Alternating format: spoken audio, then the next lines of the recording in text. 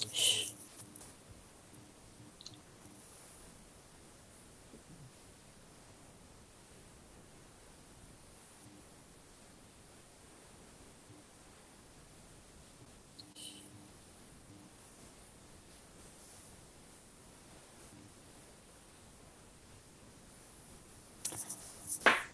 everyone, and welcome to the third talk in our Opera and Conversation series by Oxford Contemporary Opera. Today we are absolutely delighted to be joined by Judith Weir, a composer who taught in Glasgow University and the Royal Conservatoire of Scotland after working as Southern Arts Associate Composer in Southern England. She's written some really amazing acclaimed operas, including King Harald Saga, The Black Spider, A Night at the Chinese Opera, The Vanishing Bridegroom, and Blond, Eckbert. And if I'm correct, we're actually going to be hearing some of her beautiful music today, which we're all very excited for. Some of the honours Judith Weir has got includes for her works, including the Critics Circle, South Bank Show, Elise L. Stoger and Ivor Novello Awards, and in 2014 she was appointed Master of the Queen's Music, the first woman to occupy this historic royal post. We're thrilled to have you here with us today, Miss Weir, and now, without any further delay, I'm going to turn it over to Zelina Viljami, the President of Oxford Contemporary Opera, to take us through this panel. Thank you very much and enjoy. Thank you very much, Priya, and please let me say hi and welcome to everyone who is attending the talk. We're really excited to be talking to Judith Weir today, and it is truly an honour. We'll be discussing all sorts of things, including her work and process, as well as the opera industry in general. So without further ado, Judith, thank you so much for joining me today. My pleasure. Thank you for the invitation. No, it's great. So I guess I kind of wanted to begin in a place where I've begun with all of the opera talks that we've done so far, which is essentially asking why opera? You know, what is it about opera that kind of attracted you to it? And why is it that a lot of your musical output has been opera? Well, it was a long path towards having operas on main stages. My first musical experiences mostly came from being an oboe player, student oboe player. And I think part of my love of opera came from playing in pit orchestras, and that's how I got to know a lot of the repertory. I certainly remember playing the Mozart operas, really many of those basic bread and butter operas, and loving the music so much. But of course, you're stuck in the pit, you don't see the production, you can only faintly hear the voices. So it was a strange place to start. But I think also, thinking of myself as a student in the mid-1970s, the big thing then was music theatre, by which we didn't mean what we mean now. Probably people think music theatre is musicals. But in those days, if you think of somebody like Peter Maxwell Davies and his pieces like 8 Songs for a Mad King, they were pieces that needed very little staging at all, just one singer and a few instruments. So seeing music of that kind made me think I could write something that was a bit like opera, perhaps dramatic. I think for a long time I thought of it as music theatre and not opera. And it was only after some of my music theatre pieces got bigger and bigger and got noticed a bit that I was invited to work with opera groups. So it was definitely a very, very slow build-up. But you asked me what's the attraction of opera. I think it is that bigness and the number of people involved and the sense of being in a community and people doing all sorts of things. And if it's going well, that's a wonderful thing to have initiated something happening like that. It's an intensely social activity and incredibly technically skilled. It's so wonderful to be amongst so many people with different abilities. And so, yes, I think that the attractions of that are obvious. But yes, I go back to those classic operas that I still love, and they are such an example that I think I will never stop thinking, could I write a piece like that Verdi opera or that Mozart opera? It's a challenge that will always be there. Yeah, that's so interesting. Thank you. I think a lot of discussions have been happening, certainly in my kind of circles, around the sort of appropriateness of the term music theatre as opposed to opera. Yes. So I was wondering, at which point specifically did you start calling your works operas rather than music theatre? Well, I can tell you that the first work I would really say this is an opera is something you mentioned in the list, or Priya did, is a piece called The Black Spider, which was written as a children's opera for Kent Opera, the first time I worked with that historic company. And I was certainly only a few years out of college myself. And as it was a children's opera, I was asked by the company to write a piece that would make the children and people involved in it know what an opera was. So it's very specifically operatic. You know, it's got tragic heroine and chorus of goblins and, you know, all that sort of stuff that you would see in the real classic operas, Der Freischütz or something like that. So that's definitely got the feel of an opera. And then afterwards, I did start to write several pieces, let's call them that needed an orchestra rather than just a few instruments. And perhaps we should also say started to have singers that considered themselves to be opera singers, because up to that time, I'd be working with very, very interesting voices of all kinds in music theatre. And probably the first singer that I worked with was the famous English soprano, Jane Manning, who commissioned my first kind of vocal work ever, King Harald Saga. And although she's a person who had appeared in operas from time to time, she was somebody who really, really famous for her work in the most up-to-date contemporary music and the techniques. A lot of them, she'd invented them herself. But in working for companies like Kent Opera and then Scottish Opera, ENO and so on, I didn't tend to work with people like that. The singers, of course, came from the classic tradition and had very different techniques. That's so interesting. And we'll be hearing a bit of King Harald Saga in just a moment. But before then, I just wanted to ask you, so you mentioned your opera, The Black Spider, which I think was written or premiered in 1985. I was very interested to see that you called it a micro opera. And I was just wondering, is that partly because it was written for children? And also, secondly, how important do you think writing opera specifically for children is to introducing people in general to opera? Actually, that's interesting about the micro opera. I'm not sure what exactly I meant by that. The original iteration of it, indeed, again, just used a small team of players, some of whom would have been kids. And by the way, this opera was not written for some fancy school. It was a secondary modern school in Kent, so the resources were not very great.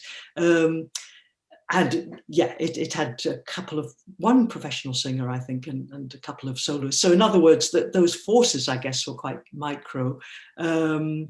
But to go to the second part of your question, which is interesting, I never know if this helps or not, writing these pieces. I know that if you're lucky, young people very much enjoy getting involved in these events. And of course, now, 40 years later, there are all sorts of brilliant things done by the main companies. I'll just mention Glyndebourne, but I could talk about anybody doing really quite complicated productions with teenage casts. And I imagine that the people who take part in that think this is fantastic.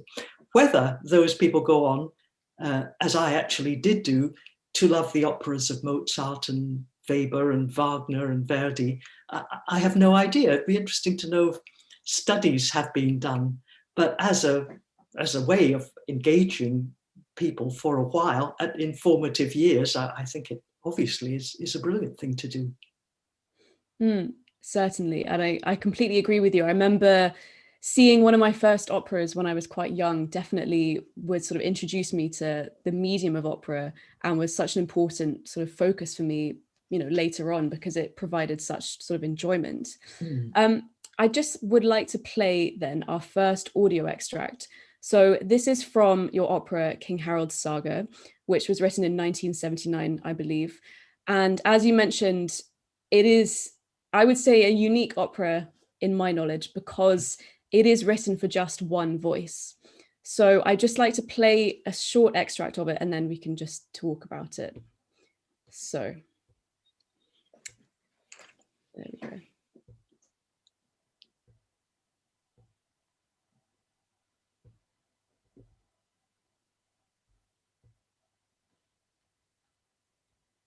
King Harald Saga, Act 1. It is the year 1066. In the royal palace, King Harald of Norway recounts his previous triumphs on the field of battle. To a fanfare of trumpets, Earl Tostig arrives from England. Tostig is a traitor. He persuades King Harald to invade England.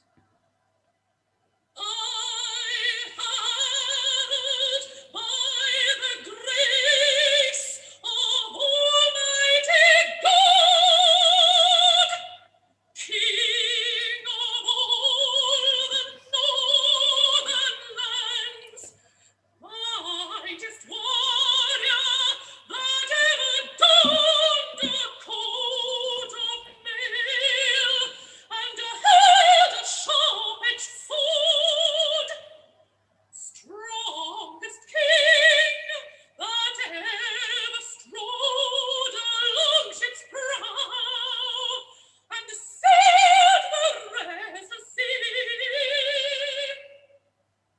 Most merciless fighter that ever killed a living man. Whereas my brother, the blessed and holy man, Olaf the saint, said, love thine enemies. I say, sever their limbs until they cause no trouble. When I was young, I raided endless Russia. My ship sailed past Byzantium. I scourged the Saracen men in Sicily. I trod the holy ground of Palestine. They knew my justice on both banks of the Jordan.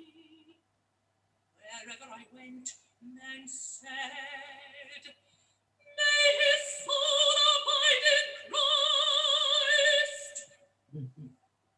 All around the orb of the world, my name is filled by this name of unknown, Harald the Merciless. Hail Tostig. Right, I think we'll pause there. So that was a very short extract from the very beginning of King Harald Saga, performed there just with, I think, by Jane Manning, and just written for one voice. So Judith, would you mind telling me how this work came about and what was the inspiration and what is kind of going on here? I'll just say, by the way, Zerlina, I think that might be Sue Bickley, another very, very important opera singer, but we can check later. I have a feeling. Yeah, well, this was a commission from Jane Manning, who has been a singer who's commissioned possibly more than any other living contemporary singer. And people, including Bert Whistle, for instance, have written for her, over many decades. She is commissioned. I was simply asked to write a solo voice piece for her, and I don't know how this teaming up with this task and opera came about, but I've told you that I was very interested in the history of opera, and particularly at that time Wagner's operas, in a rather satirical way, I must say, as so many people have thought. The hugeness of these Wagner operas, the scale of them, and the idea of approaching a similar story, which this is, a kind of story of kings and knights and so on, approaching it with just one singer, it struck me as very funny. I must say it was started off in a very satirical and humorous way, even though Jane, I wouldn't say it was dealing with it as a kind of comedy in any way, but that's how those two ideas became fused. So it took place in a concert tour, I think in Scotland, very small venues for the first time. And she would just do this as part of a song recital. An interesting detail is that her pianist was the extremely important composer, Richard Rodney Bennett. So he was also around when this was first performed, even though he wasn't needed to play the piano for this number. And it became a piece, thanks. I mean, Jane always did this, repeated the piece really throughout her career. I think I last heard her sing it only a few years ago. She's now in her early 80s, and many other singers have taken it up. But I never, you rightly started off asking me, when did I think I could call my works operas? Although this is like an opera, I would never have said, here's my opera. It was a concert piece, and we could just about say it's a piece of music theatre because it has a lot of action in it. But I should say that Jane always performed this in a very sober way, even though she could easily sing it off by heart. She had a kind of book open, I suppose, with the music, as like a kind of saga. What it reminded me, her performances, which were very sober and still, to allow all the energy to come just out of the voice, I saw a lot of this at the time, the late works by Samuel Beckett. I mean, I don't know how much of that, I can't remember them in detail, but, you know, the very short things he did later in his life, where somebody would often, an actor would just stand on the stage and do almost nothing, but what came out was very dramatic. So that was her approach to this too. So in that way, it wasn't in the least operatic, but it just happens to be a kind of partly a satirical take on Wagnerian opera. That's so fascinating, because I think, as you said so yourself, it's sort of funny in a way that it's written just for one voice. When you think of Wagner, you think of large scale, you know, grandiose sort of drama. So I was wondering, how did you approach the vocal writing for the different characters? Because I believe there are 8 different roles, all played by one voice. How did you sort of change the vocal writing as, you know, you sort of wrote for these different characters? Well, it's a long time going back. I can't quite get my head where I was. But I think this was technically something that a lot of people did in those days, asking people to switch voice from one place to another, talking about Birtwistle, a piece that Jane Manning, I think, must have been one of the many things that she premiered, is his piece Nenia, The Death of Orpheus. I don't know if that rings a bell. It's a piece for soprano and 3 clarinets, I think. And indeed, in that piece, there are 3 layers in the vocal part going on constantly. It's a typical Birtwistle thing to do. One is speech, and one is a very expressive kind of singing, and one is just high, long notes. So it wasn't unusual, I think, to think in terms of one voice can do a lot of techniques at once.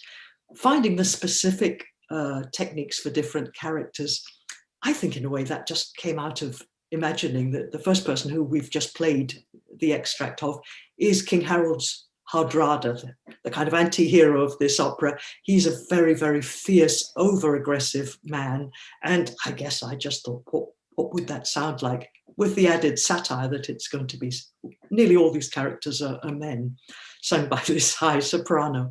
So yeah, I think it's just a question of thinking of the dramatic truth of each of these characters. And we should say that it's a short piece in total, maybe about 10 or 12 minutes. The extract you played was more or less the whole of Act 1. So nothing had to go on for a long time. I wasn't challenged in that way to extend any of these arias. Thank you very much. So let's move on to another extract. So now I'm going to play the beginning of Act 2 from your opera, A Night at the Chinese Opera, which was premiered in 1987. So again, let me just share my screen.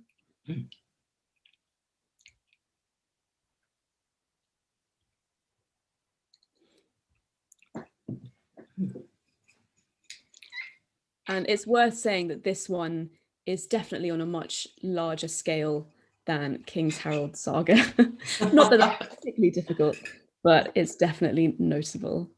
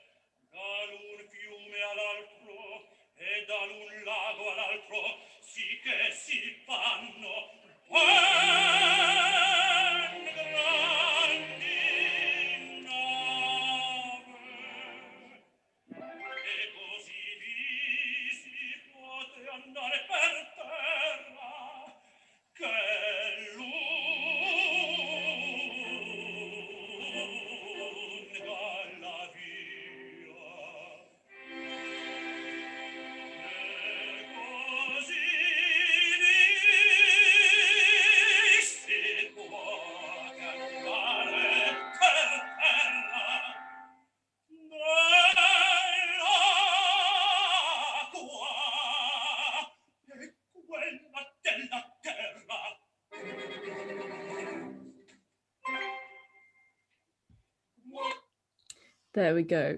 So that was, as I said, the very beginning of Act 2 of A Night at the Chinese Opera. So Judith, would you mind telling us what this opera is about, and particularly what just happened, or the audio extract, what we just heard?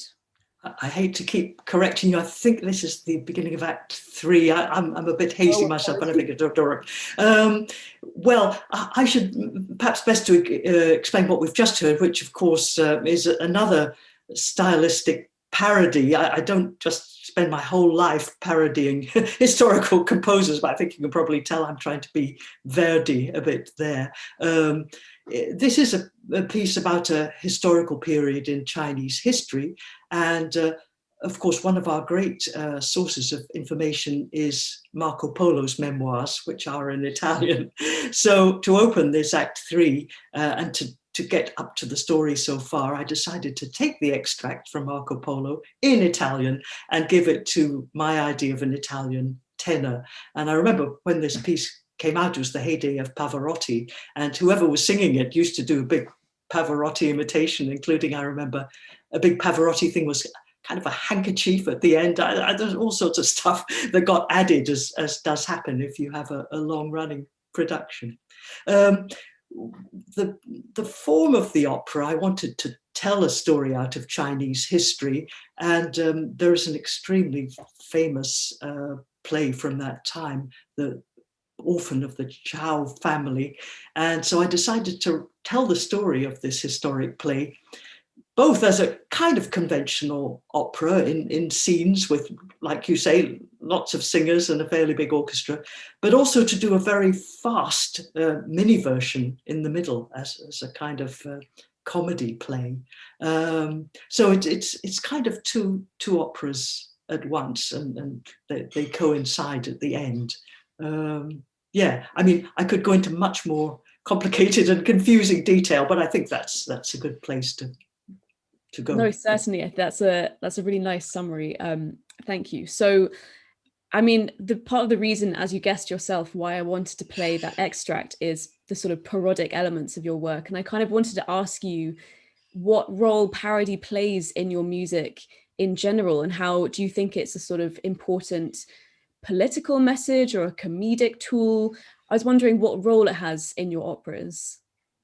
Well, I think we've heard probably the most extreme example of me trying to quote another composer. Generally, I don't think in terms of parody. Often people say to me that they hear something that reminds me of this or that thing. I try to absorb as much music as I can. I've always tried to do that, and then write quite freely when I'm working on an opera. For me, the thing that has to come out is something that's, yeah, dramatic truth. It's such an obvious thing to say, but that would be my source, rather than going round the back and thinking what composers have done this and how can I copy their work. Parody in the terms of including other objects in my music, that's something I've done more in the non-operatic sense, I think. But I would say that if we're talking about having access to earlier styles, I think that's a very important thing. I think for students, young people, people starting out in opera, just to write with as wide a stylistic basis as they can is a very good idea. Operas are so long, and you really need to be able to write a lot of different kinds of music. And if you are writing new operas with very different subject matter, you need to be able to write, I would say, just a wide range of styles. So I guess that could link up with the idea that even it could go as far as sometimes imitating a certain sound that would seem dramatically appropriate at the time. But I can't say it's something I think about now. I think more in terms of just absorbing different feels into my own style. And I think that definitely, you can see and hear that in your operas. I think particularly, in, for example, A Night at the Chinese Opera, you mix the kind of different, Western, Eastern styles. And I was wondering just what your sort of process is in terms of, would you say it's a conscious decision to assimilate these kinds of styles, or do you think it happens more organically? Well, I think it could be both. Let's hope it does happen organically, because I think just going off and borrowing something, occasionally that's appropriate. You've mentioned the example of A Night at the Chinese Opera. In the little part of the opera where I do a very fast action Chinese opera, I copied the instruments that I'd heard in Peking, as they used to call Peking opera performances that used to tour Britain in the 70s and 80s. I think somehow that stopped after a while, but so indeed something with a lot of clashing, bendy cymbal sounds. And for instance, I just use violas in that movement. There's nothing brighter than that. I was trying to imitate the sound of the erhu. So, that was a deliberate wish to go and assimilate, perhaps steal sounds from Chinese opera. But yes, I think otherwise everyone's composing style, let's hope, grows organically and absorbs other elements. I think to keep it pure of anything else would be a difficult thing over the years as things develop. Yeah, thank you very much for that insight. Let's move on to the next extract I have planned, which is from The Vanishing Bridegroom. And this was written, I believe, in 1990, or premiered in 1990. So the selection I'll be playing is The Wedding. So again, let me just share my screen and let's hear a bit of it.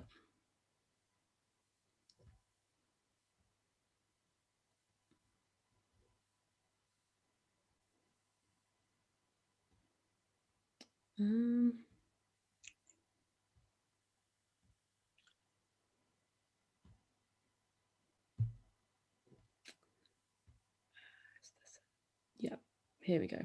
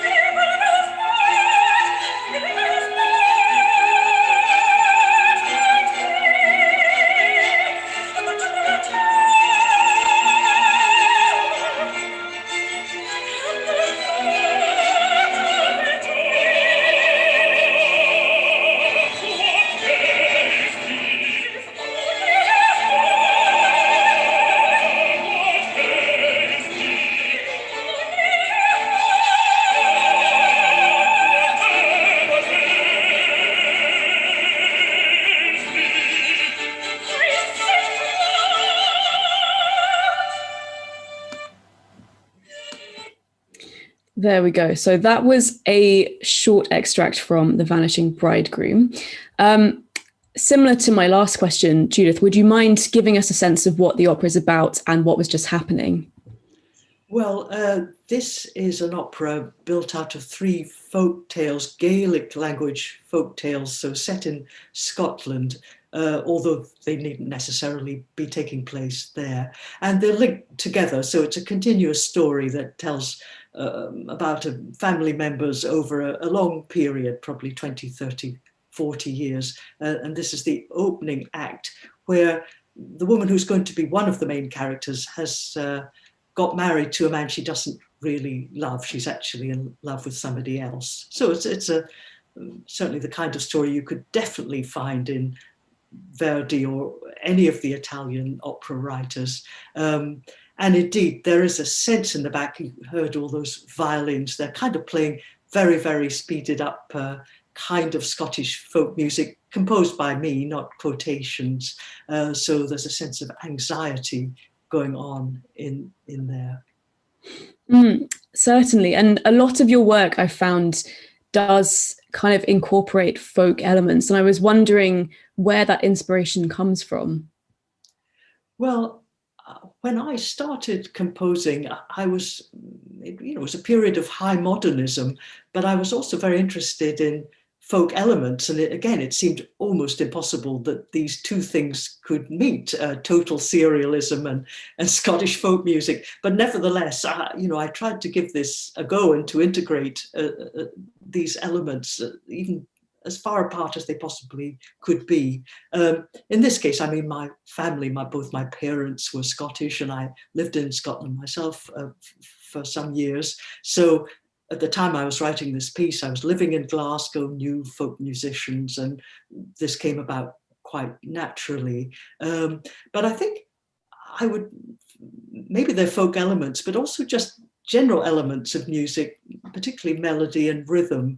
When I was starting as a young composer, again, going back to the 70s, early 70s, I think the thing that a lot of new music then lacked was line or melody. And I think also rhythm was an element, from even the Second Viennese school onwards, that was neglected sometimes in new music composition. So I looked to folk music to try and study music that really is all about melody and rhythm. There is a harmony there, but it just comes from superimposed melody. So folk music was part of my own education and my own attempts to generate my own style of music. By now, again, I've completely forgotten that I ever did that, and it's become integrated into what I do, but it was very educational for me to become involved in that. That's fascinating hearing about, the sort of early influences and I suppose the music scene at the time. Something that really strikes me about you as an artist is actually that you've written or adapted a lot of the librettos for your operas, as well as writing the music. So I was wondering if you could give me an overview of the differences between the two processes. And also, I was just wondering which one comes first. Is it the words or the music? Which one do you start with? Well, adapting is really what I like to do. Writing completely original material, I think, would be difficult for me. So I tend to go to either pre-existing texts in themselves. The next opera we may talk about is Blond, Eckbert, which is a German novella. And we've already talked about King Harald Saga, which comes from an Icelandic saga. A Night at the Chinese Opera, we mentioned, based on a Chinese play, and here these folk tales from Gaelic literature. So that gives me a starting point. And I think it's the structure, the formal structure that I get out of these originals. And obviously, particularly being a composer, the form is what I'm always looking for. How will this opera, how will I get to the end if I don't know a bit about the form? Even how many acts, how many scenes? Will it have short scenes? Will it all just sort of bleed into each other, or will there be sharp edges between the scenes, the way that the rakes progress, stops and starts all the way through, or will it be something more smoothly flowing? So those are things, I suppose, that I get a feeling about through reading over and over again these chosen texts, which I've chosen because I already know and love them so well. And then I think, obviously, you can't get very far writing vocal music without the text. There's no way you could, I don't think, form a vocal line without knowing what the words are going to be. So those words have to be there. I think they get changed a lot as I start to compose the music, but I think I have a bit of words there. I don't know that I complete the libretto before starting on the music. I would tend to think, I know what the story is, what the form is going to be, but then I'm anxious, I think, to get on with the composing. And that does inform how the piece develops as a whole, because, I guess you can start off with that material and find that it's developing in a way that you didn't think it would. It might have implications for structural things, like indeed how many scenes you're going to have, perhaps even the number of characters or what voices. It seems to me that changes could be made quite late into the process. It's a very odd way to work, I know, because opera companies would very much prefer to have a completely finished libretto, and then they would know what it was and they could start to write their marketing material. But actually, we know from reading about historical composers, those who did work with librettists, let's go to the greatest of them, Verdi. He was always back and forth with his librettist. Changes were always being made. And of course, we haven't avoided speaking his name today. Wagner was writing his own libretti, and that also was constantly being developed as he worked in huge ways, as you know. Yeah, I think that relationship between composer and librettist is such an interesting aspect of how a work comes about, I suppose. And so coming on from that, I kind of wanted to ask you how you see opera as a sort of method of storytelling. I mean, do you feel a lot of the work that you've adapted, particularly, for example, the example we just heard, comes from, folk tales? Do you feel a sort of responsibility as a composer and librettist to tell these stories and kind of put forward these stories in this sort of format? Well, this is interesting. I think yes, that I do is the quick answer to that. I don't know, but when I go to the opera, I like some kind of narrative clarity. There are plenty of pieces that I've enjoyed that don't really have that, but I miss it on the whole. And of course, we might be talking about the production rather than the composer's work, because that's been a development in previous decades of trying to question the narrative as you go along. So some of the confusion can come that way.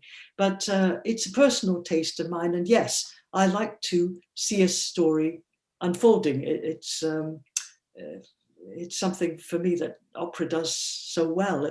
Adding the music to the drama, those very special, exciting moments, they are so great. And they come about as a conjunction between what the story is doing and what the music is doing.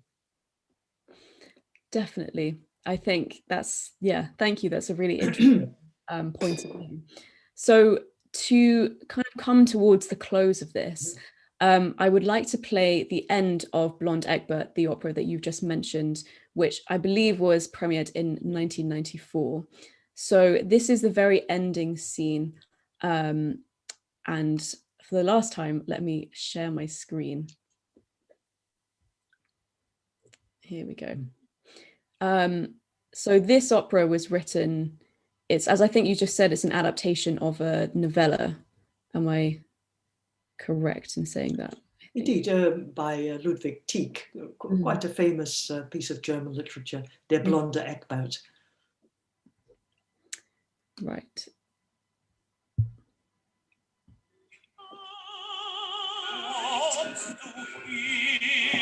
Ein schöner Vogel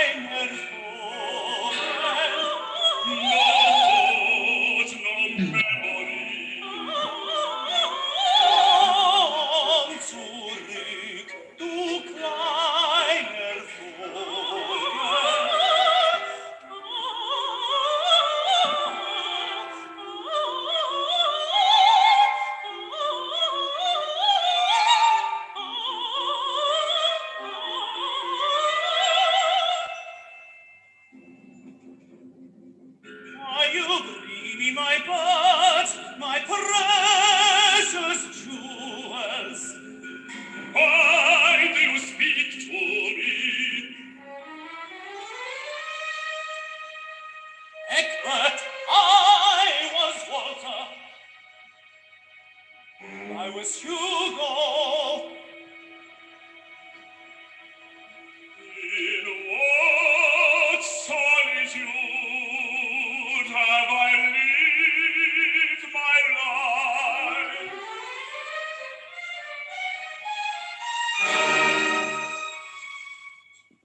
Tell me of Bertha. She was your sister.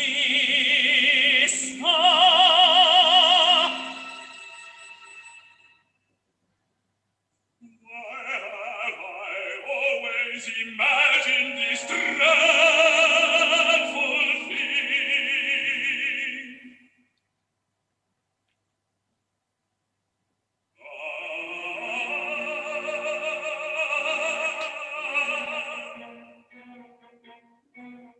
You heard your father say it's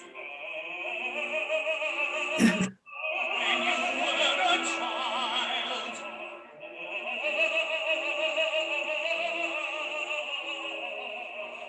She was the daughter of a knight. Your father's daughter.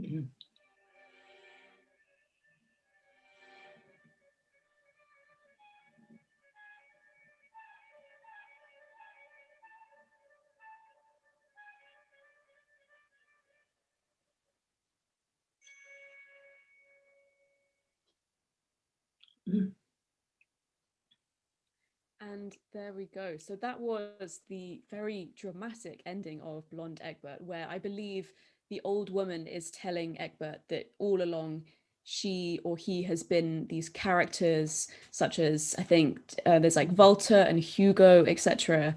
It's a really dramatic opera, and it interested me that it was premiered at English National Opera.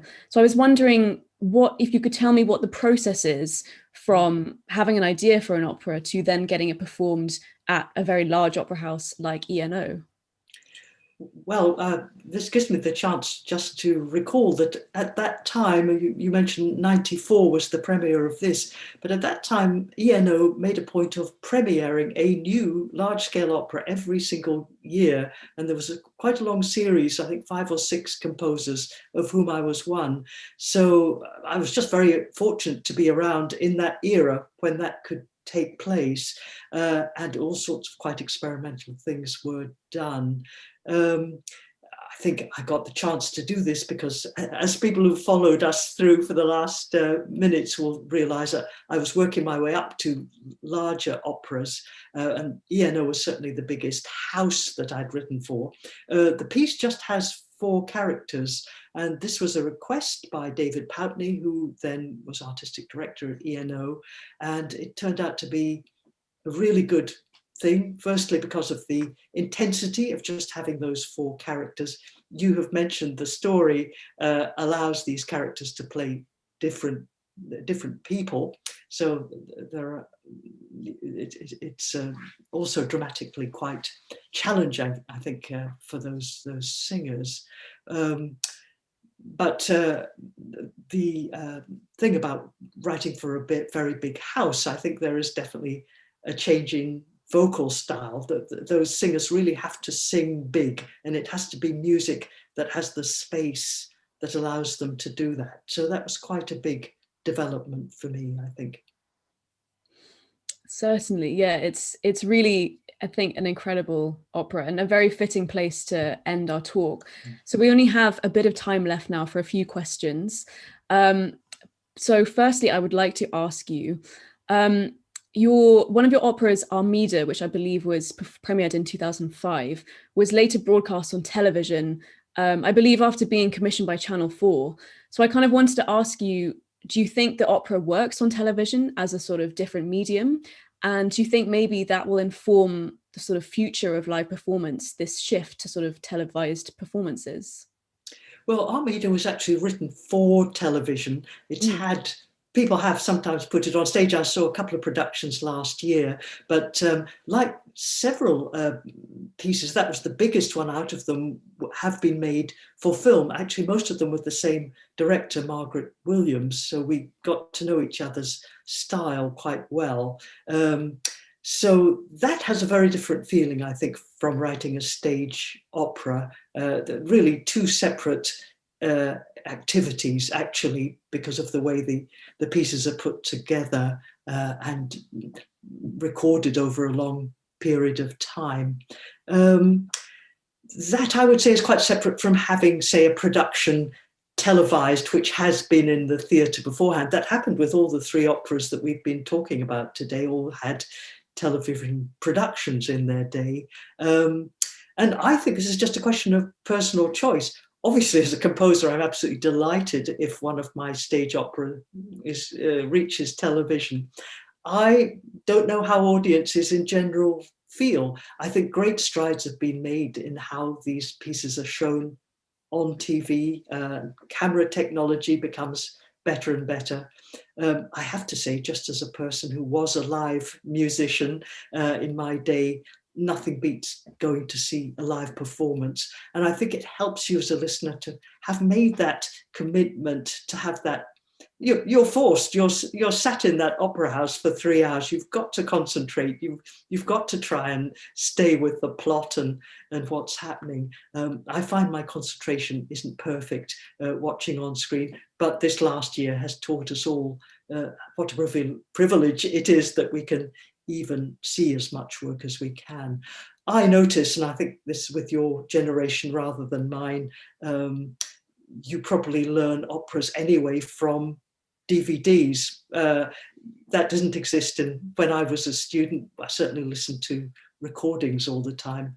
But now I would just expect that if you want to get to know one of the classics, you would go to a DVD of a filmed performance, or even something made for film. So I don't think we can think this isn't here to stay. I think it's very important, but I think probably I have to speak up for the live element as being the reason why I personally would still want to be involved.